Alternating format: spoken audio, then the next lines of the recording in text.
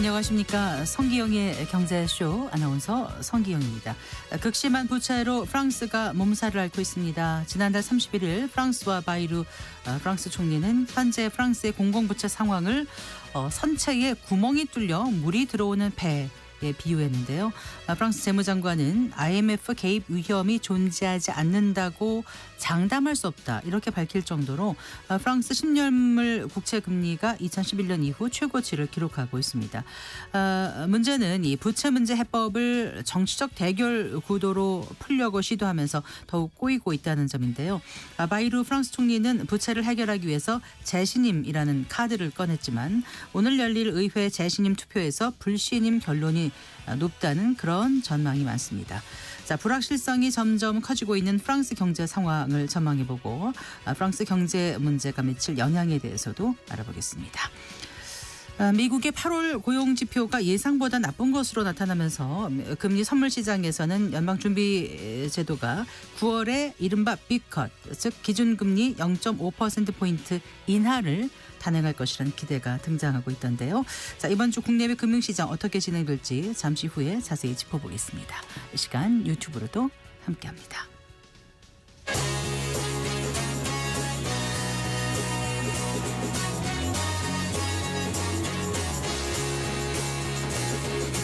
경제 시야를 넓혀드립니다. 투자의 지름길을 안내합니다. 돈 되는 정보를 발견하는 시간. KBS 1라디오 경제쇼. 먼저 오늘의 주요 경제 뉴스 정리해드리겠습니다. 경제 뉴스 브리핑 손석우 경제평론가와 함께합니다. 어서 나오십시오. 예, 안녕하세요. 안녕하세요. 자, 국내 증시 오늘도 상승세 이어간 거죠? 네, 오늘까지 그럼 이제 코스피는 5거래일 네. 연속 상승했습니다. 꽤 그래도 올라왔어요. 오늘 종가부터 말씀드리면 코스피는 0.45% 상승한 3219.59에 코스닥은 0.89% 상승하면서 818.60에 거래를 마쳤습니다. 네. 오늘 유가증권 시장 수급을 보면 일단 외국인과 기관이 동반 매수에 나서면서 지수 상승을 견인을 했는데 네. 개인 매도 폭이 이제 3천억 원 이상으로 확대되면서 네. 지수 상승을 좀 누르는 그런 좀 제한적인 모습을 나타내긴 했습니다. 네. 근데 이제 오늘 시장이 주목을 끌었던 건 사실 지난주 발표된 미국의 고용 지표였죠. 일단 결과부터 말씀드린 쇼크 수준으로 나왔습니다. 네. 핵심은 이제 비농업 부문 고용인데 시장 예상치는 7만 명대였는데 2만 명대까지 상당히 낮게 나왔죠. 그래서 시장에는 지금 금리 인하 기대와 경기 침체 우려가 동시에 터져 나왔습니다. 오늘 우리 시장도 이런 기대와 우려를 동시에 좀 반영한 것으로 보이고 네네. 일단 외국인과 기관이 물론 쌍끌이 매수로 지수는 오르긴 했지만 고용 지표에 대한 해석은 계속해서 엇갈리고 있습니다. 네. 오늘 시가총액 상위주들 보면 일단 엇갈리긴 했지만 반도체 투톱 삼성전자와 SK하이닉스는 강세를 이어가고요. 네. 오늘 저는 사실 굉장히 현대차를 좀 주시해서 봤는데 예. 네, 현대차는 오늘 장중에는 1%대 약세를 보이기도 했습니다. 네. 오늘 정규장까지는 1% 밑으로 약세 하락폭이 좀 0.68%. 줄어들기는 했지만 네. 현대차는 일단 미국에서 공장에 대한 이민 당국의 단속 문제도 있었지만 일본과의 관세 경쟁에서 예. 쉽게 말해서 미국 시장에서 일본이 먼저 관세를 낮추면서 관세가 역전되는 현상이 지금 일시적으로 벌어질 수도 있는 상황입니다. 네. 이런 부분들을 오늘 좀 반영한 것으로 보이고요. 시장은 이제 이번 주 발표될 미국의 소비자 물가 CPI를 좀 주시하면서 이제 다음 주 예정된 연준의 FOMC 금리 결정을 기다리고 있는 상황입니다. 네. 국내 이슈로는 이제 9월 정기국회가 지금 열렸기 때문에 3차 상법 개정에 대한 논의 부분 그리고 구윤철 경제부총리가 언급을 했지만 대주주 양도세 기준에 관해서 이달에 결론을 내리겠다고 일단 기본적인 방향을 이야기를 하고 있기 때문에 9월 내에 내기를 한 거예요. 그렇습니다. 네. 여기에 대한 정부의 판단을 관망하고 있다 이렇게 보시면 되겠습니다. 자, 주말에 이재명 정부의 첫 주택 공급 대책이 나왔습니다. 일단 2030년까지인가요? 네. 수도권에 총 135만 호의 주택을 공급한다는 계획인데 이번에 네. 보니까 그 그 LH가 전면에 나선다는 게 눈에 띕니다. 네, 그렇습니다.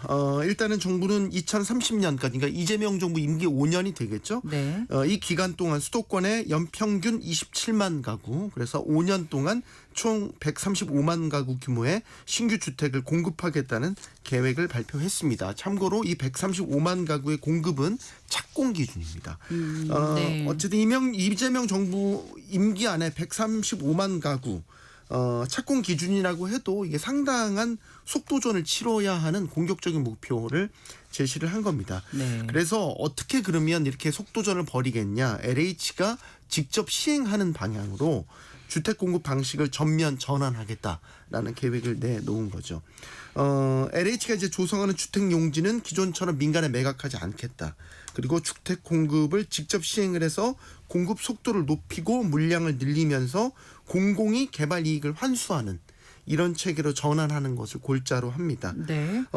이 135만 가구 공급을 위해서는 수도권 공공택지 사업 속도를 높여서 공급을 조기 달성하는 방안도 추진하는데 대표적인 곳이 서초구 서리풀 지구입니다. 네. 이런 지구 지정이나 계획을 수립 준비 중인데 인허가 절차를 간소화해서 기존 지구의 경우에는 6개월 이상, 신규 지구는 1년 반 이상 사업 기간을 단축하겠다는 계획을 내놨고요.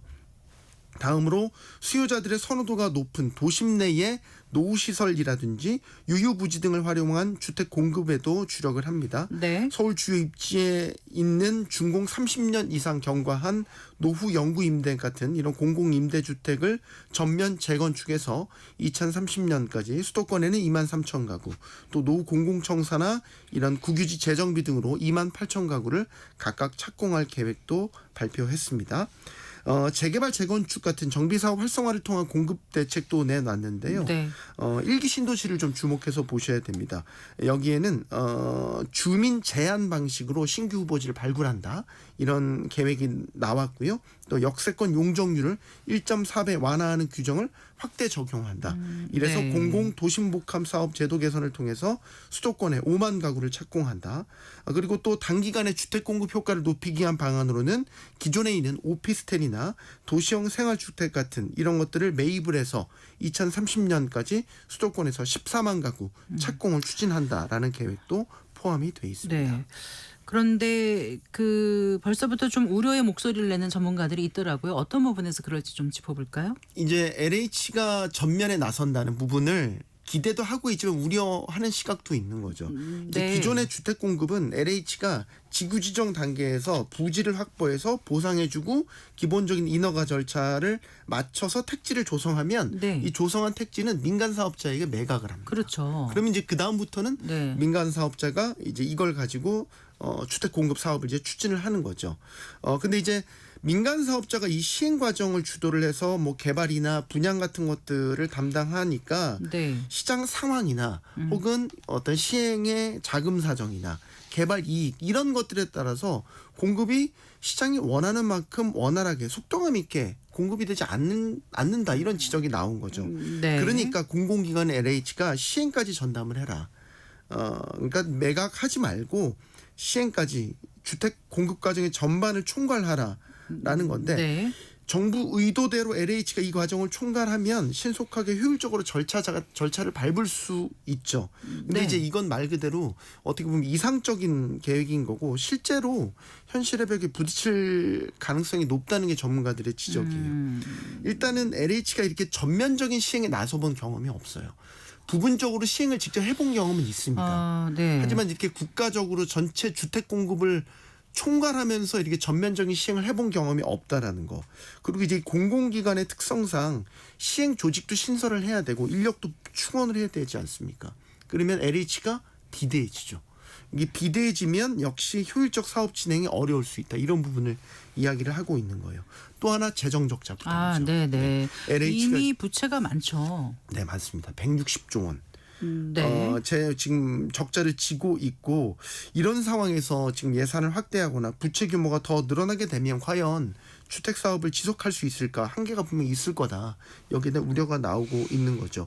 그동안 이렇게 부지 조성해서 이런 택지를 민간 사업자에 대해 매각을 하거든요. 이 매각 대금을 가지고 공공임대주택에서 발생하는 이런 손실 같은 것들을 네. 메워왔단 말이죠. 네, 네. 근데 이제 이것도 못하게 되죠. 그리고 이제 시행사로서 시행사업자로서 전면에 나서게 되면 사실 시행 과정도 돈 많이 들어가거든요. 네. 그러면 이제 재무 건전성 더 약화될 것이고 그러면 이걸 어떻게 할 거냐?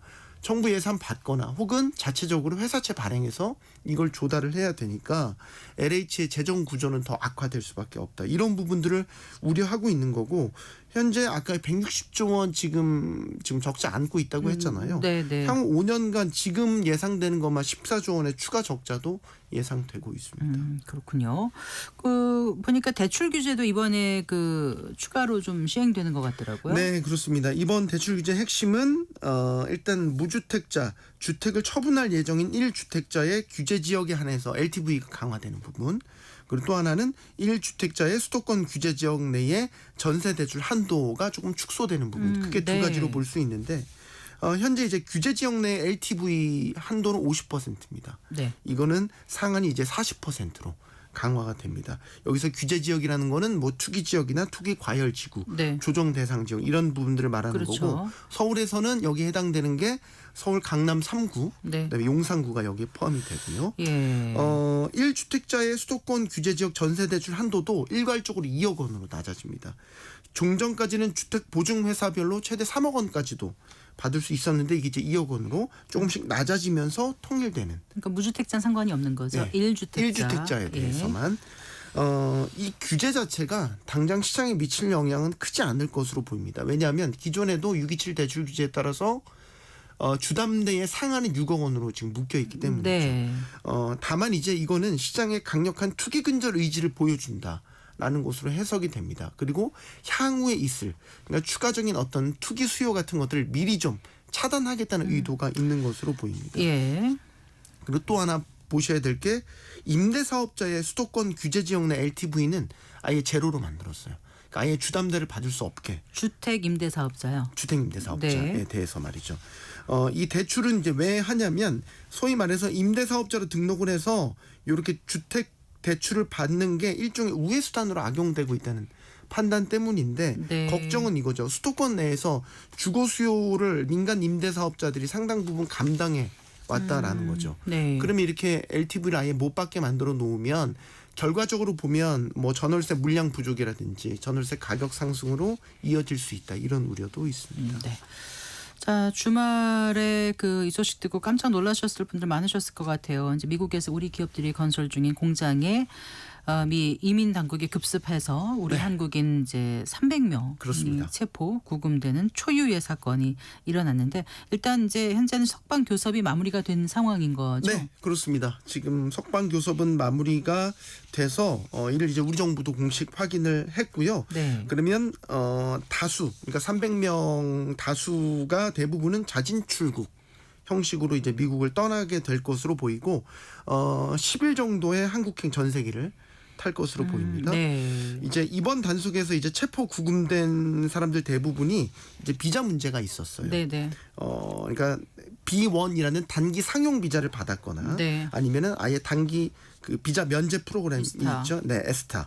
전자 여행 허가제 이걸 받아서 미국으로 입국을 해서 현지에서 일한 이런 부분들이 이제 문제가 돼서 이제 미국 입국 시에 이런 비자를 갖는 경우에는 현장에서 노무를 하는 게 네. 이제 금지가 돼 있다. 이민 당국은 이런 부분들이 이제 법률 위반이다라고 이야기를 하고 있는 거고. 네. 이제 이런 경우에는 보통은 이제 자진 출국하거나 강제 추방되거나 아니면 현지에서 재판, 이민 재판을 받는 세 가지의 선택지가 있는데 이거저거 다 떠나서 가장 빨리 돌아올 수 있는 거는 역시 자진 출국인 거고 네. 이런 부분들을 알고 있기 때문에 우리 정부도 미국 이민 당국과의 교섭에서 자진 출국하는 형식으로 협상을 했고 그래서 이제 상당수는 자진 출국 형태로 이제 미국을 떠나고 이를 받아들인 것으로 알려졌습니다. 네. 알겠습니다. 여기까지 듣겠습니다. 고맙습니다. 감사합니다. 네, 손석우 경제평론가와 함께했습니다.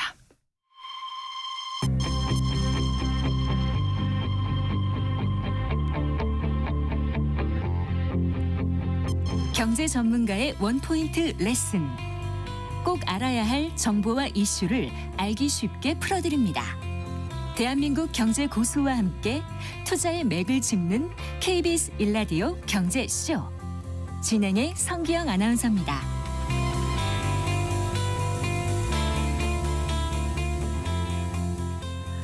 유럽 통합의 초석으로 불렸던 프랑스가 재정난 그리고 정치 분열의 악순환에 빠져서 과거 이탈리아의 위기 경로를 밟고 있다. 이런 진단이 나오고 있습니다.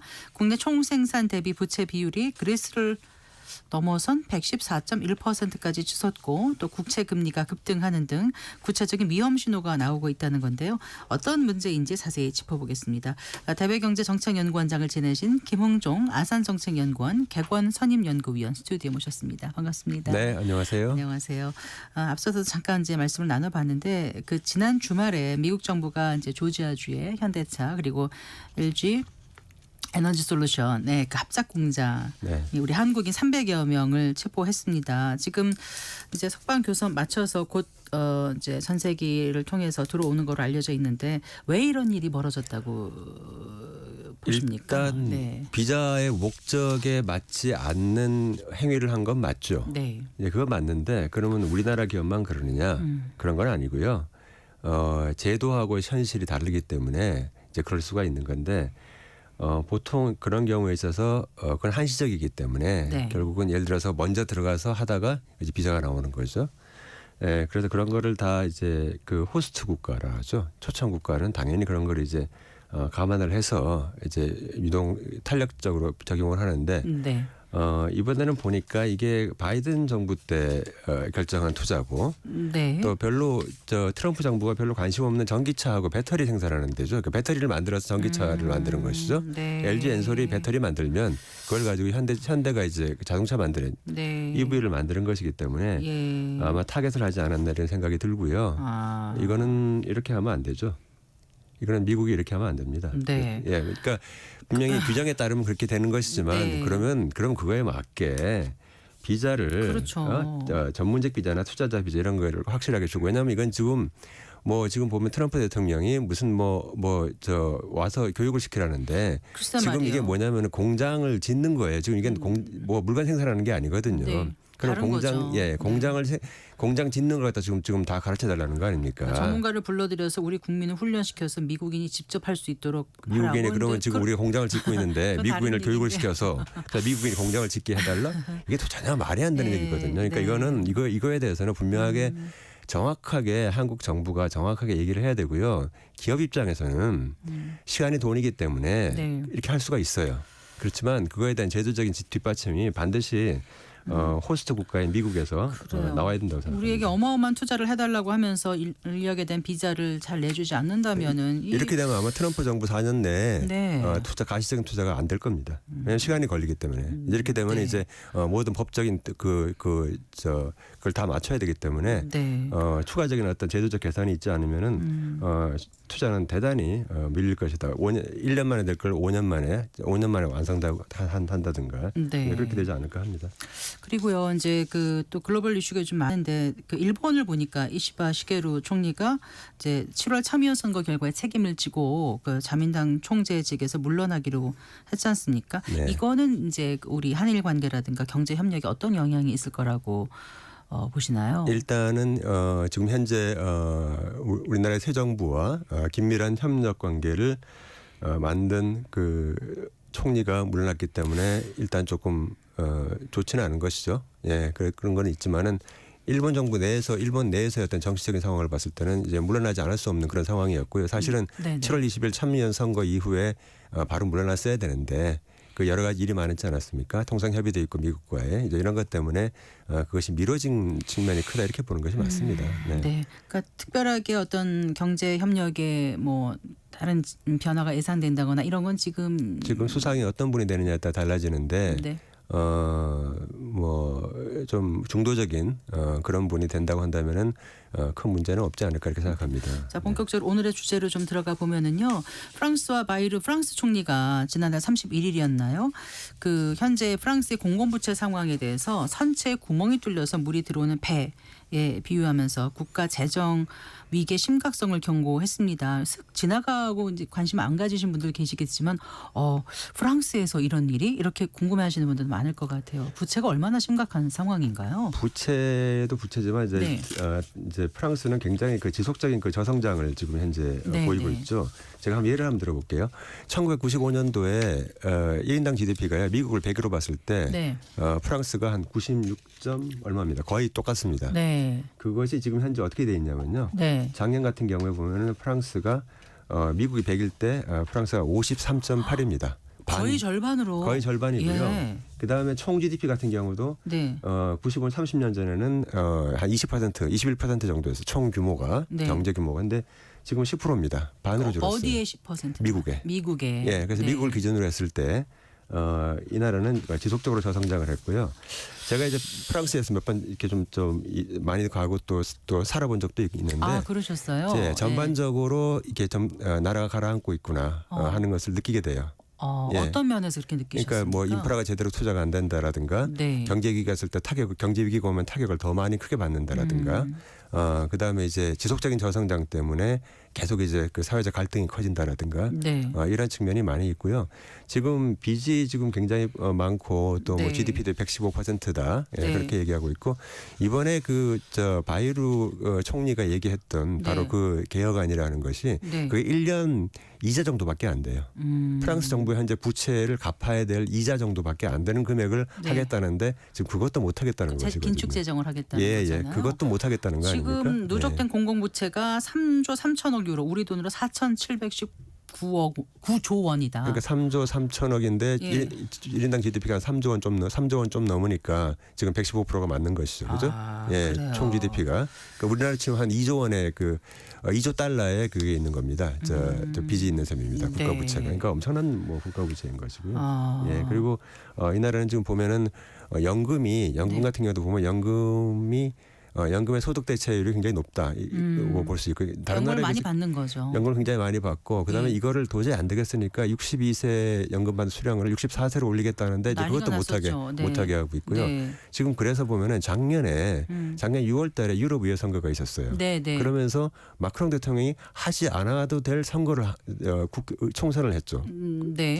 국회를 해산했죠. 네. 그 아상블레 나시오날, 그러니까 내셔널 어셈블리를 해산을 한 겁니다. 네. 그렇게 해서 다시 선거를 했는데 거기서 참패를 했습니다. 네. 그래서 2당으로 떨어졌죠. 네. 지금 그러고 났더니 멀쩡히 총리를 잘하고 있던 아딸 총리가 물러났고요. 그다음에 미셸 바르니에라고 굉장히 아주 관록이 있는 정치인이에요. 이 사람은 브렉시트 협상 때 유럽을 대표해서 협상했던 사람인데 네. 이 사람도 바이루 총리하고 똑같이 총리랑 똑같이 바로 네. 이 부채 문제를 가지고 그래서 개혁을 하려고 했는데 네. 결국 개혁을 못하게 해가지고 결국은 물러났거든요. 네. 바이루 총리 똑같습니다 지금. 예, 그러니까 누가 여기를 오더라도 지금 현재는 바로 개혁을 할 수밖에 없는 상황이고 바로 그것을 개혁을 막고 있는데 네. 문제는 뭐냐면 극우 정당 지금 국민연합정당이 굉장히 인기 있지 않습니까? 극우 정당이면 르펜의 예, 정당인데 네. 이 정당 극우 정당 유럽 극우 정당의 특이점이 뭐냐면은 반이민 반이유라고 하는 것은 굉장히 선명한데 네. 그 이외의 것 다시 말해서 그럼 우파라 그러면 대개 보면 어떻게 됩니까? 정부 규모가 작아야 된다고 보통 흔히 생각하잖아요. 네. 유럽의 극우 정당들은 아니에요. 아. 그건 아니고 복지는 계속해라. 네. 복지는 더 확대하겠다. 네. 다만 이민은 막겠다 이런 거거든요. 예, 그렇다면은 지금 프랑스에서 극우 정당이 다시 만약에 집권한다고 했을 때도 네.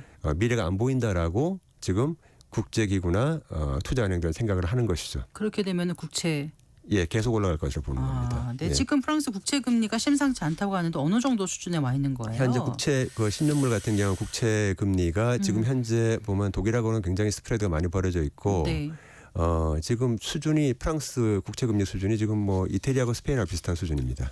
그 정도예요. 예, 그 정도예요. 뭐 거기서 뭐 1, 2 BP 정도 조금 더 높은 좀 낮은 상황이지만 네. 거의 비슷한 수준이고요. 그래서 우리가 아는 그 지난번에 그 유럽 재정 위기 때 네. 피그스 국가들 네, 네. 얘기를 했었는데 거기서 맞던 이태리나 그 스페인하고 좀 거의 비슷한 수준이다 이렇게 보면 됩니다. 어쩌다가 프랑스가 이런 생각이 들거든요. 이거 관광만 하면서 느꼈던 거랑 네. 실제 프랑스가 조금씩 아까 말씀하신 대로 좀 가라앉고 있다. 네. 그런 느낌을 잠깐씩 가는 사람들은 모르거든요. 지금도 예. 파리만 벗어나서 시골로 내려가면 네. 정말 세상에 그런 나라가 없어요. 그렇게 아름다워요. 그렇게 부유하고 여전히 좋습니다. 여전히 좋은데 전반적으로 그 나라는 유럽에서 가장 좋은 땅을 갖고 있어요. 육각형 땅이죠. 거기가 네. 가장 좋은 지역을 좀 차지하고 있는 나라고 기본적인 포텐셜이 있는데 네. 그걸 제도가 받쳐주지 못하고 있는 것이다. 이렇게 볼 수가 있습니다. 그렇군요. 근데 바이루 내각이 그럼 어떻게 하겠다는 거예요? 재신임 승부수를 띄웠다는데 그게 제가 보기에는 뭔- 바이루 총리가요. 예. 하다 나 그만둘래 하는 것 같아요. 예, 이거 더 이상 자기가 그러면 움직일 수가 재신임 없는 거죠. 물으면 안 된다는 걸 안다는 거잖아요. 그러니까 뭐냐면 해서 물러나면 나 물러나고 아니면 이제 재신임 받으면은 자기가 시행을 하겠죠. 네. 그러니까 그 이외의 대안은 없고 나는 좀 이제 다들 휴가 가고 나 혼자 일하고 있었는데 나 이제 그만두겠다 이런 생각이 못하게도 난 어쩔 수 없다 예, 이렇게 예. 생각하고 지금 네. 예.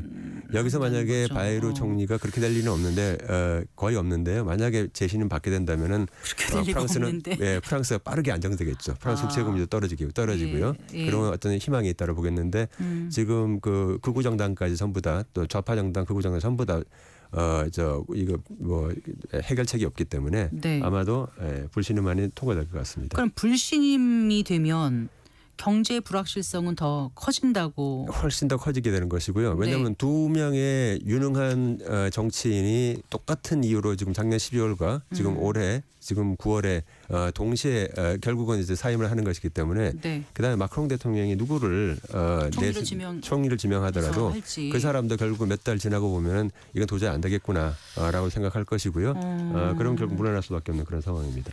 그런데 이제 프랑스 경제가 이렇게 그러니까 특히 재정 문제가 네. 부채가 심각해진 이유가 어디에 있는 거예요? 조금씩 가장 더 큰 짚어보면은요. 그러니까 이제 좋았을 때 예. 결국은 이제 연금이라든가 그밖에 사회복지제도를 잘 설계를 해가지고 이것이 굉장히 의미가 있었고요.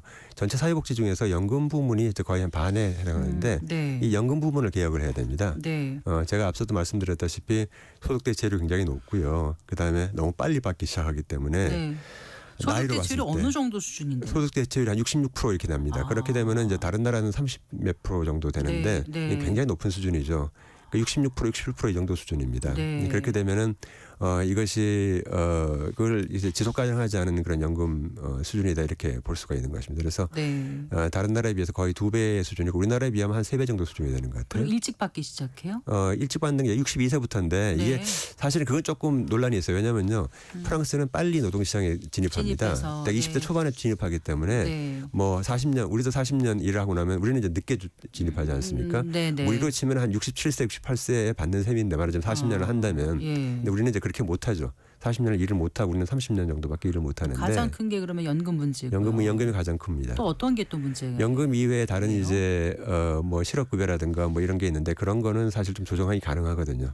근데 연금이 가장 기본이기 때문에 이 분야가 가장 큰 문제가 되고 있다. 이게 최대의 문제고. 파업 소식도 많이 들리죠. 그다음에 이제 이 나라는 또 그게 있죠. 이제 노동 보호가 이제 과하기 때문에 네. 제가 옛날에 보면 영국과 프랑스 쪽에 똑같은 그 지사를 두고 있는 어느 기업을 방문했는데 네, 네. 예, 영국에 있는 기업에 100명을 두고 있고 프랑스 쪽에는 5명을 두고 있더라고요. 네. 그리고 프랑스 쪽에서 일이 있으면은 네. 영국에서 출장을 온대요. 30명이. 아. 왜 이렇게 하느냐 그랬더니 영국에서는 노동시장이 더 유연하니까 네. 그래서 영국에다 100명을 두고 차라리 프랑스는 조금 두고 프랑스 아주 필수. 5명 네. 필수만 두고 그 대신에 굉장히 넓더라고요. 네. 오피스가 이렇게 왜 이렇게 넓냐 그랬더니 와야 되니까 30명이 와서 일하고 간답니다.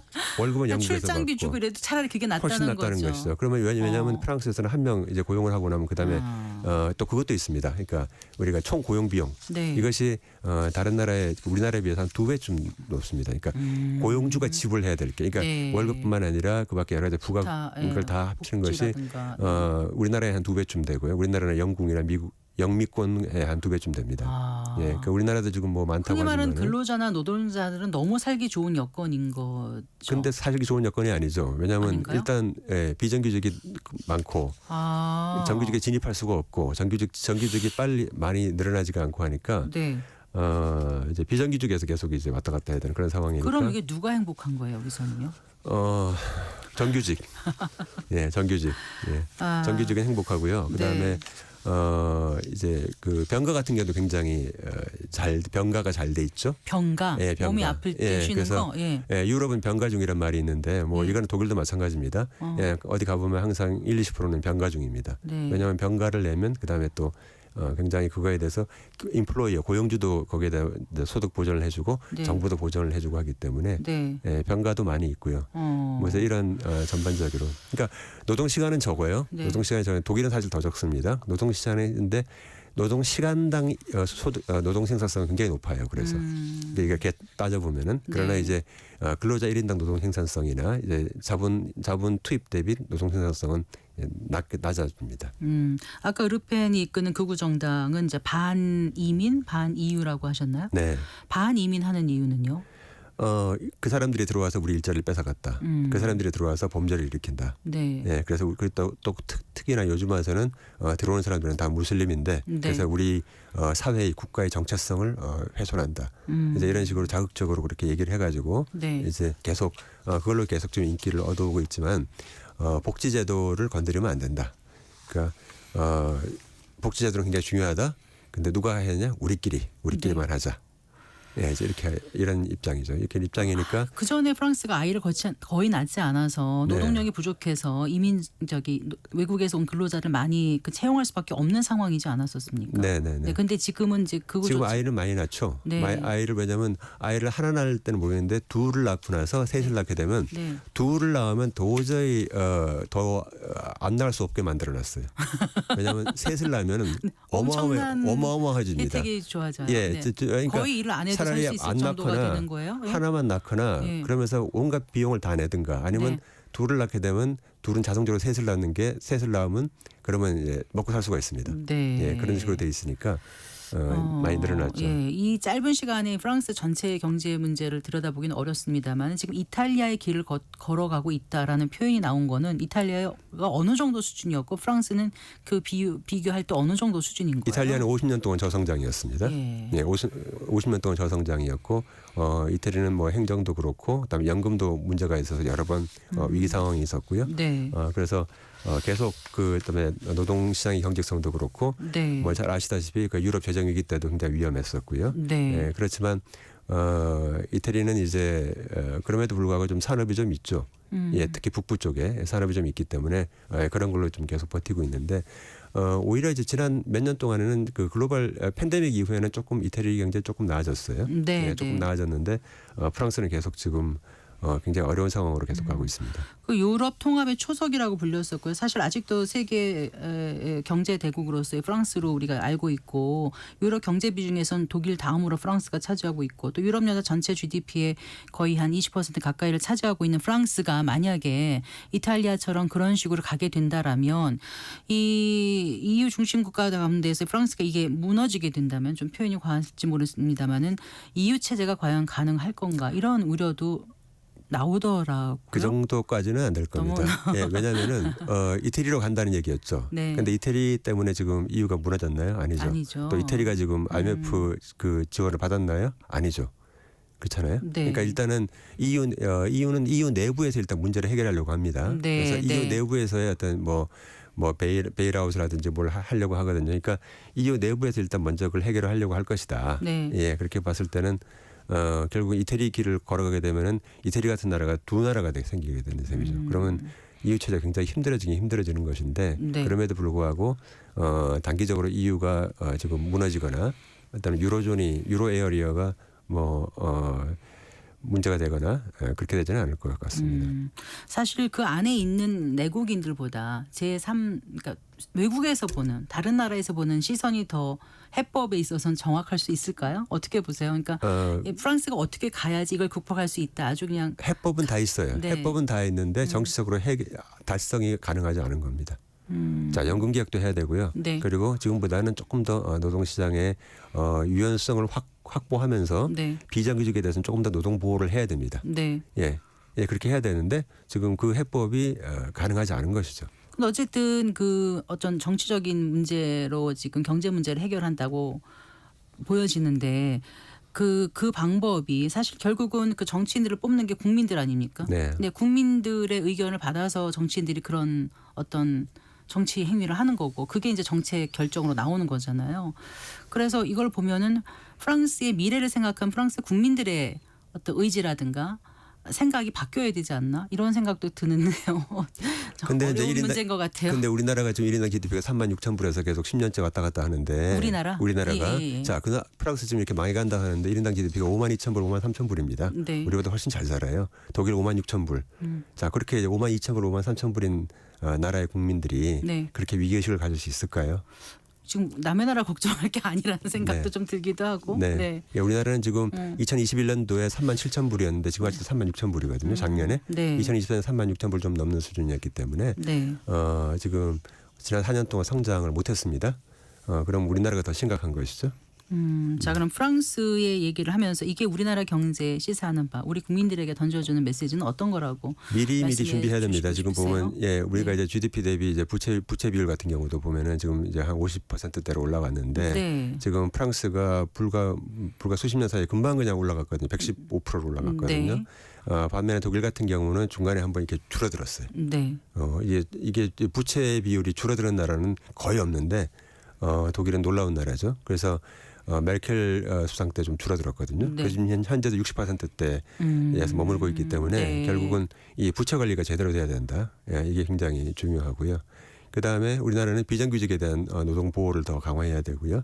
네. 예, 그다음에 정규직에 대해서는 조금 더 우리가 어떻게 뭘 좀 더 할 수 있을지도 생각을 해봐야 되고, 네. 뭐 연금이라든가 건강보험료 개혁 같은 걸 미리미리 해야 된다. 뭐 이렇게 볼 수 있죠. 알겠습니다. 심각해지기 전에. 심각해지기 전에. 예. 네. 잘 들었습니다. 고맙습니다. 네, 감사합니다. 네, 김웅종 아산정책연구원 개관 선임연구위원과 함께했습니다.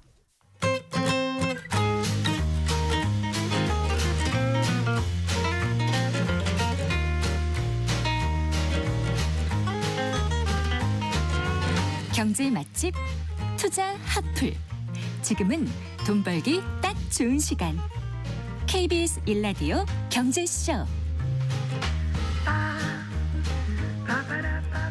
한 주간 주식시장에 영향을 줄 주요 이슈와 일정 살펴보고 현명한 투자 전략 짚어보겠습니다. 주간 증시 동향 LS증권 리테일사업부의 염승환 이사와 함께하겠습니다. 어서 나오십시오. 네, 안녕하세요. 안녕하세요.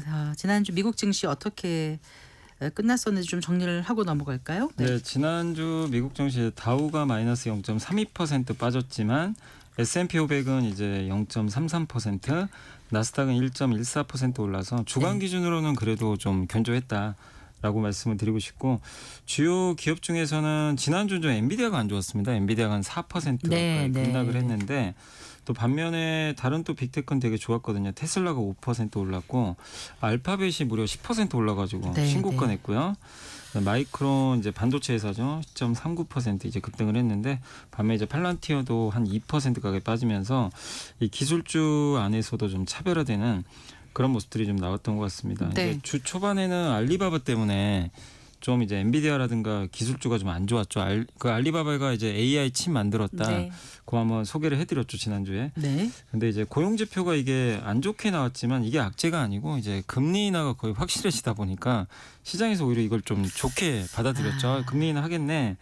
그러면서 이제 미국 증시가 오히려 좀 반등하는 그런 모습이 나왔고, 제일 좀 이제 인상적인 기업은 구글이었어요. 지난주에 이제 알파벳이 그 이제 미국 법원에서 크롬 브라우저들 많이 쓰시잖아요. 인터넷 네, 했을 네. 때 그거 이제 매각 안 해도 된다는 이제 판결이 나오면서 신고가를 내면서 구글 주가가 좀 눈에 띄었고, 그리고 사실 주가도 주가지만 금값이 되게 좋았어요. 금이 이제 신고가 또 경신해가지고 상당히 좋았고, 그리고 유럽의 좀 정치적 뭐 프랑스도 좀 리스크가 좀 아까 뭐 말씀도 하셨지만 그런 이제 또 영국도 재정 적자 우려 이런 게 커지다 보니까 유럽의 그 각국의 금리가 갑자기 막 급등하는, 금리가 이제 너무 오르는 것도 좋은 건 아니거든요. 그래서 금융시장이 좀 유럽 중심으로 불안한 모습들이 좀 나오면서 그게 사실 또 금값에 좀 일조를 해서 네. 금이 좀 강한 좀 특징을 보였던 것 같습니다. 네.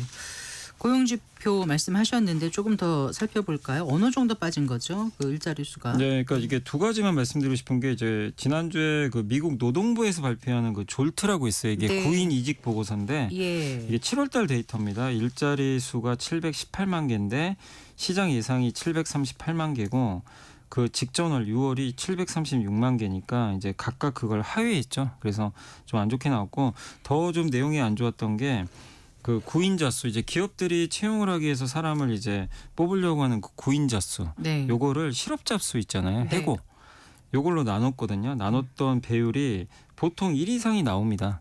보통 이제 1 이상 그러니까 노동 수요가 더 많다는 얘기죠. 근데 1 이상이라는 얘기는 이제 결국엔 노동 수요가 더 많으니까 이제 고용 시장이 괜찮다는 건데 이게 0.99로 떨어졌어요. 네. 나눴더니 이제 한 배가 안 되는 거죠. 실업자가 더 많다는 얘기죠. 네. 한마디로 이게 2018년 2월 이후 처음이래요. 아 그래요. 네, 그러니까 이제 고용이 실제로 좀 악화되기 시작을 한 거죠. 네. 그리고 이제 지난 금요일 날 발표된 게 8월 고용 보고서인데 네. 노동통계국에서 발표한 요게 일자리가 이제 2만 2천 개 증가했는데 보통 지금 미국이 평균적으로 한 10만 개씩 나왔거든요. 예전에. 근데 네. 지금 올해 들어와서 일자리 수가 늘질 못하고 있고 시장 예상치가 7만 5천 개니까 네. 정말 크게 좀 하회를 했고 6월 달은 더 충격적인 게 이게 한 번씩 데이터를 바꿔줘요. 수정을 하는데 네. 6월은 13,000개 일자리가 이제 없어져 버렸어요. 그냥 감소. 이제 오히려 이제 역으로 감소를 했다. 네. 그러니까 이게 그 일자리 수가 월 기준으로 감소한 거는 2020년 12월 이후 또 처음입니다. 그러니까 여러 고용 지표가 다 안 좋게 네, 나왔군요. 실제 지금 꺾여버리고 있어요. 네. 그러니까 이제 이 원인으로는 많이 거론되는 게 이제 트럼프의 관세 정책 때문에 기업들이 일자리를 좀 줄이고 있다. 인력 증원을 좀 실제 줄이고 있고 특히 요새 AI 때문이라는 얘기도 많은데 그 대학교나 고등학교 이제 갑 졸업한 그런 이제 사회에 막 이제 진입하는 그런 이제 미국 그 친구들이 네. 일자리 얻기가 되게 그럴 어려워진대. 것 같아요. AI 때문에 채용을 안 하는 경우가 근데 많다고 합니다. 우리나라도 이제 좀 그런 분위기를 약간 예. 가져가는 것 같던데요. 그래서 이제 네. 그 연령대가 특히나 지금 네. 좀 안 좋은 좀 상황으로 가고 있어요. 이번에도 아마 그쪽 연령대 취업이 되게 어려웠다 이런 얘기가 있더라고요. 그래서 이건 또 AI의 영향이죠. 영향이 좀 받고 있고 그리고 4분기에는 이제 10월부터 네. 정부 급여 이제 한참 일론 머스크가 그 공무원 막 해고했잖아요. 맞아요. 그 여파가 10월에 또 있습니다. 그래서 그때 정부 급여에서 근로자 15만 명이 제외된대요.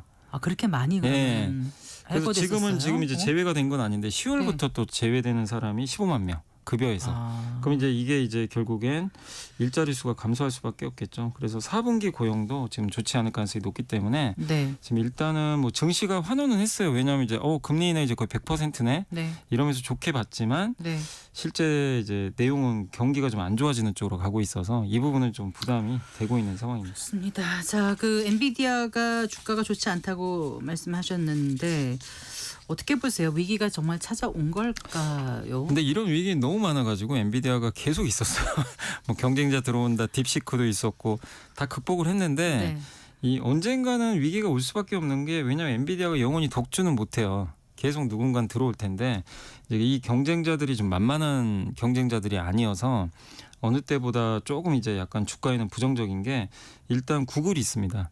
구글이 이제 TPU라 그래서 네. 자기네 자체 칩 이름이죠. 그러니까 엔비디아 GPU는 사실 게임용입니다. 네. 게임 그래픽 카드용인데 그래픽을 잘 처리하는 용도인데 이게 병렬 연산을 잘하다 보니까 AI에 쓰여서 잘된 케이스인데 구글의 GPU가 TPU예요? 이제 구글은 이름을 TPU로 TPU 로 불러요. 한 근데 거예요? 이제 네. 이거는 AI를 위해서 만든 칩이에요. 그냥 이제 그래픽이 아니고 네. 그냥 AI 너는 AI 연산만 해라 이렇게 해서 특수하게 만든 건데 그러니까 전력 소모도 좋고 성능도 괜찮다고 하더라고요. 근데 이거를 이제 원래는 구글이 자기네 사업을 위해서만 썼는데 네. 외부에 이제 판매하기 시작합니다. 이 TPU를 판매한다고 그러고 네. 내년에는 이제 빅테크 기업들한테도 이걸 판매하겠다라는 얘기가 나오더라고요. 이러면 실제로 지금 엔비디아랑 경쟁할 수밖에 없잖아요. 뭐 물량이 적더라도 경쟁이 시작되는 거고 네. 또 지난주 금요일 날이죠. 그 브로드컴이 실적 발표를 했는데 네. 그때 브로드컴도 실적이 정말 잘 나와서 주가 급등했지만 그 이제 시간의 거래에서 주가가 좋았던 게 오픈 AI랑 100억 달러 규모의 계약을 또 맺었다고 하더라고요. 아, 그래요? 원래 오픈 AI도 어떻게 보면 그 엔비디아 고객사잖아요. 근데 브로드컴 걸 또 쓰겠다. 이렇게 이제 계약을 맺어버리니까. 그러니까 아무래도 좀 경쟁 우려가 네, 점점 경쟁이. 커지고 네. 있는 거군요. 그래서 아직까지는 점유율이 80%라 네. 아직은 우위인데 점점 줄어들 가능성이 있거든요. 그래서 네. 이제 그런 것들이 좀 엔비디아의 위기라기보다는 결국 언젠가는 이게 찾아오거든요. 근데 이제 이거를 이제 엔비디아가 얼마나 잘 방어할지가 좀 향후의 관건이 될 것 같습니다. 네, 그래요. 그 금값 말씀하셨지 않습니까? 네. 고공행진 거듭하고 있는데 그 지금 투자해도 늦지 않을까 이런 질문을 드리면 어떤 답을 주시겠어요? 되게 이런 질문들 많이 하시는데 물론 이게 그거예요. 지금 당장 수익을 원하느냐? 그러면 좀 반대입니다. 네. 왜냐하면 단기 예측은 저도 불가능하거든요. 근데 2, 3년 후를 본다. 그러면 지금도 저는 투자해도 늦지 않은 것 같아요. 어떤 그 이유가요? 이유는 네. 장기적으로 공급은 늘질 않아요. 이 비트코인과 좀 비슷한 형태인데 금은 채굴이 좀 제한돼 있거든요. 근데 중앙은행들이 계속 금을 삽니다. 그래서 지난해 전 세계 중앙은행들이 금을 1,000톤 매입했대요. 이게 톤이요? 이제 톤, 1,000톤인데 네. 이게 역사적 평균보다 3배나 많다고 합니다. 아. 그러니까 이제 전 세계 중앙은행들이 가지고 있는 금 보유량이 27%나 되니까 적은 게 아니에요. 근데 이게 시작된 게 러시아 때문이죠. 러시아 달러 자산 동결시켜 버리는 바람에 러시아가 달러를 못 쓰잖아요. 네. 그래서 금으로 이제 바꿔버린 거죠. 네. 근데 이거를 많은 국가들이 따라하기 시작을 했죠. 근데 미국이 혹시 보복하면 달러를 못 쓰게 되니까 이 금 수요가 꾸준히 있고요.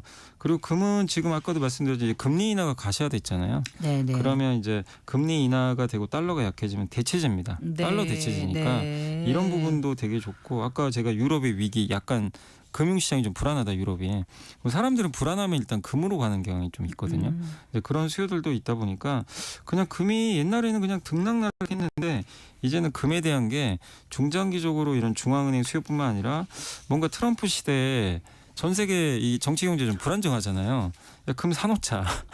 이거 자산으로 방어하기 너무 좋은 수단 아니냐. 이런 인식들이 나오니까 이제 개인 투자들도 당연히 사게 되고. 네. 그래서 이런 부분들이 좀 꾸준히 있기 때문에 금에 대한 부분은 수요는 늘고 공급은 좀 늘지는 않기 때문에 장기적으로는 좀 괜찮다. 다만 단기적으로는 워낙 많이 올라서 그래요. 제가 단기적으로야 뭐 이거 한다고 지금 수익 난다 이거는 말씀드리기 어렵지만 장기적으로는 좀 괜찮지 않을까 이렇게 생각은 하고 네. 있습니다. 자, 우리 증시 좀 살펴볼까요? 오늘 어떻게 지켜보셨습니까? 네, 오늘 이제 코스피하고 코스닥이 모두 올랐습니다. 그래서 코스피가 3,219.59포인트까지 올랐고요.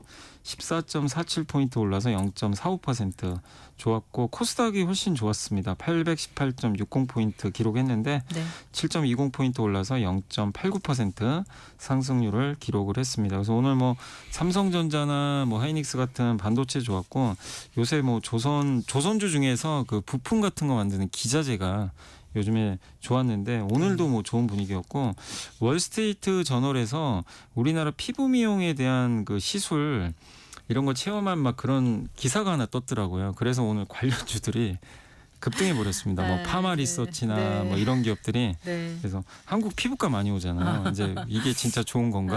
네. 그런 또 있어서 오늘 유독 뷰티주들이 좀 급등했다. 이렇게 정부가 K바이오 의약 글로벌 5대 강국 도약 전략을 발표했지 않습니까? 네. 이게 국내 바이오주에 그럼 훈풍이 돼 줄까요? 이제 바이오주들이 최근에 분위기가 좋은 게 일단 금리 인하 기대 요게 좀 있고 그리고 정부가 이렇게 정책적으로 그 어떤 정책을 추진한다는 것 자체가 바이오에 관심이 많다는 얘기잖아요. 그러니까 정책 지원이 된다는 건 당연히 긍정적일 수밖에 없는 것 같습니다. 그래서 일단 기본적으로는 바이오 의약품 수출을 2배 정도 달성을 하고요. 네. 블록버스터급 완전 이제 큰 매출을 일으키는 신약을 3개 정도 발굴을 하고 글로벌 임상시험 같은 경우도 이제 한 3위 정도 달성을 하겠다. 이런 이제 목표를 가지고 네. 지금 이제 정책적으로 지원하겠다고 하는데 이제 가장 대표적인 게 신약 개발할 때 규제 같은 거 좀 많이 풀어주고 네.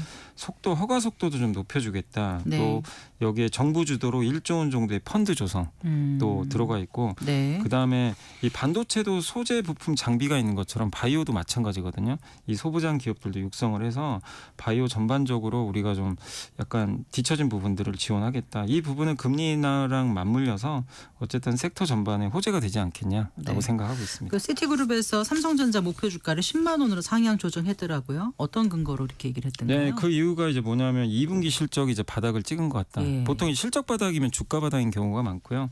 그 다음에 이제 이번에 테슬라랑 공급 계약을 맺었죠. 22조짜리. 네. 그러면서 파운드리 공장 가동률이 60%인데 하반기에 77까지 오를 것 같다. 네. 그리고 아까 말씀드린 이제 이나노 공정 테슬라라는 새로운 고객사를 확보한 것도 삼성한테 굉장히 이제 도움이 되고 애플 수주도 받았잖아요. 그러니까 이런 움직임들이 삼성의 파운드리 사업을 정상화시킬 것 같다. 그러면서 목표 주가를 이제 10만 원으로 상향 조정했다라는 내용이 있었습니다. 네. 오늘 7만 1,000원이었습니다. 네.